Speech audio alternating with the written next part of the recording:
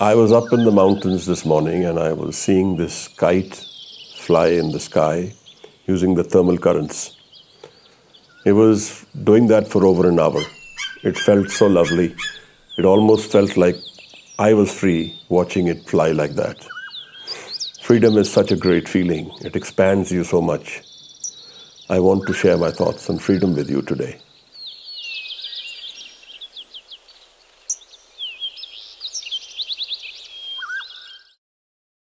We all seek freedom, and freedom is an essential aspect linked to our happiness, linked to our sense of being. And freedom is something which is the foundation, literally, of a modern life as well. Now, if we define freedom, the definition in the dictionary relates it to prison. Whoever is not imprisoned is free. It means very different things in different planes. But if you look at it really, the moment we start defining freedom on the basis of he who is not in prison, that means prison and freedom are related. They will go together. If I say I'm free today, I'm freer today than I was yesterday, that means I was more trapped yesterday than I am today. So freedom and entrapment in the physical plane will go together. That's what brings me to my thought on the different planes of life. The physical plane, where we deal with life in the physical, where the mental comes with it, the emotional, and then the spiritual. Now, this paradigm itself says that freedom in the physical sense is not absolute.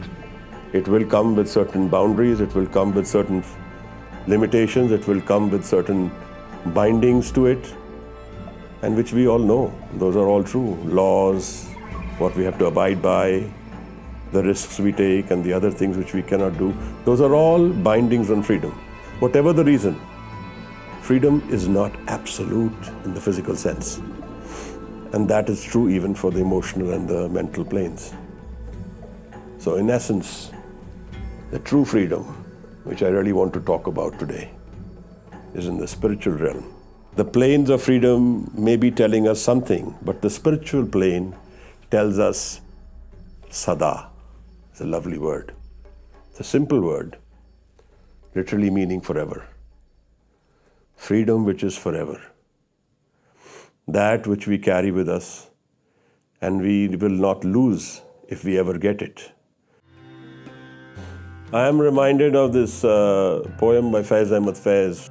Kafas udas se yaro, sabah se kuch to kaho, kahin to bahar khuda aaj zikr yaar chale. The cage is feeling entrapped. Send the message to the wind that it frees me. Somewhere, let the conversation of my beloved start. Kahin to bahar khuda aaj zikr yaar chale. Somebody talks of my beloved. Somebody talks of the Creator. So without that, we are all sad. This is what I derive from this poem. The real realm of perfection, the real realm of spirituality, our peace, love, and our freedom. What's the road to this freedom which I'm talking about? How do I go about it? Very simple tips, some of them more intense and some of them less. But if we listen to life, it will teach us about freedom. It's the beginning of trying to understand life. The Sufis call it the sound of silence. It's a realm beyond our mind, where the silence speaks to us and brings the message of joy and freedom. If we give without a face, then we have walked towards the freedom. If we embrace love, and then we don't go towards hatred, it will give us our freedom. If we walk into life knowing that we don't want to build the me, but give it up, then we will find the freedom. Dominary is the root word of dominate. If we dominate others in life, then we will not find our freedom. In life, if we build consensus, if we take others along with us, that is what will lead us to our freedom. Because when we are dominating another, we are actually trapping ourselves. So dominating others is not the right way to go ever. When we try and subjugate others, or if we get subjugated ourselves, either way, we lose the freedom we have. And we lose that option of flying into the realm of beauty and the realm of Anand, in the realm of freedom in life. If we really look at it from this way, then death is only a blip in our movement in life.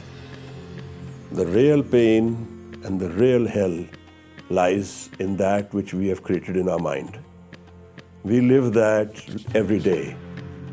We live that situation every day in our life.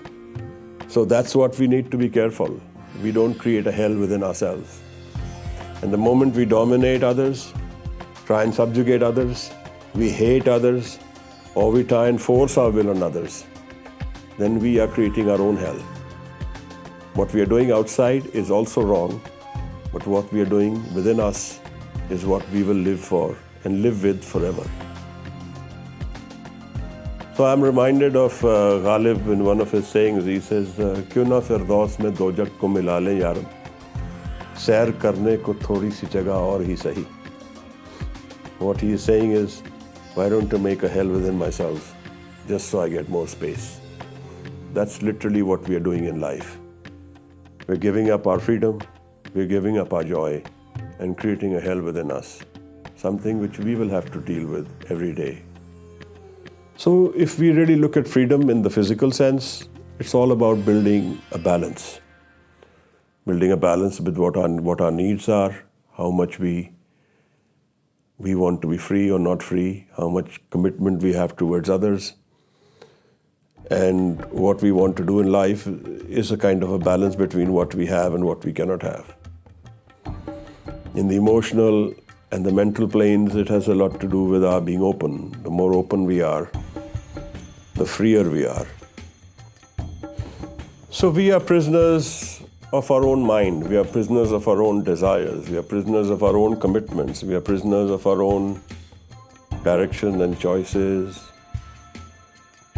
I remember a small story of this sadhu and his cat. When the sadhu is dying and someone standing near him asks him, "Give us your last sermon before you die." Says, "Don't keep a cat." And that was strange because everybody was amused. What do you mean by don't keep a cat? Now the story goes that this person was an ascetic living in the forest, and he had these rats which would trouble him, so he thought he should keep a cat. And he kept a cat, and he kept a cat, and he said, "I need to give the cat milk," so he kept a cow. And he kept a cow, somebody needs to rear the cow, so he kept a lady attendant, and then he got married to her, and had kids, and he had a family. And the whole process, his whole aim of whatever he wanted to achieve in the forest is gone. So it's a kind of a way of saying that think before you make your choices, because you need to understand life better before you walk into a commitment. Now that's how we get trapped. So death of the body is only a blip in the whole movement of creation. It's the real hell we've built within ourselves, which troubles us and which we live with forever, which we live with every day. Now, H.G. Wells says we build ourselves a prison of circumstances, and this keeps us from completeness. I think it's absolutely right. Often enough, we walk into our own traps. We walk into our own choices and later realizing that we made the wrong ones. So the lesser our needs are, the freer we will be. So we need to balance what is our needs, what are we looking for in life. Those are all our personal choices. None of that belongs to anyone else to choose. And those are the ones we live with. But in the spiritual realm, things are different. In the physical, my inability to cope with darkness, that makes me a trap of the light. If you understand that a little deeper, I have imagined myself in certain ways, and those ways of imagination do not leave me to accept certain portions of the world, and that's what traps me. So maybe it needs to be looked at in a more rational way. That's what Socrates says, the irrational and rational desires of life. So here is what the realm of the physical brings to us. He says, the physical world, you are already trapped, but you need to go beyond that trap. Find the freedom of life, where he says that I have found a realm where there are no rules, there are no bindings, there is no wrongs, there is no hurt, there is no pain, there is no anxiety, there is no suffering, there is no age, old age, there is no death. So the journey towards my freedom must start from my feeling of being a prisoner, from my feeling of being entrapped. That is the emotional energy which will drive my flight to my freedom. I must call out in prayer. I must call out in ardas, arz-e-dasht. Hawal maloom dardang pak Allah, Bhago Nanak ardas pesh darvesh banda. What Guru Nanak is saying is, the God, nature, knows the state of my being. Hawal maloom dardang pak Allah. He knows my pain. And I must call out in that pain. Bhago Nanak ardas, pesh darvesh banda. Give me that state of darvesh. He must call out in that pain. So I invite you to walk towards this freedom. Call out in this freedom. Call out in prayer for your own freedom, for our freedom, and freedom of society and the world.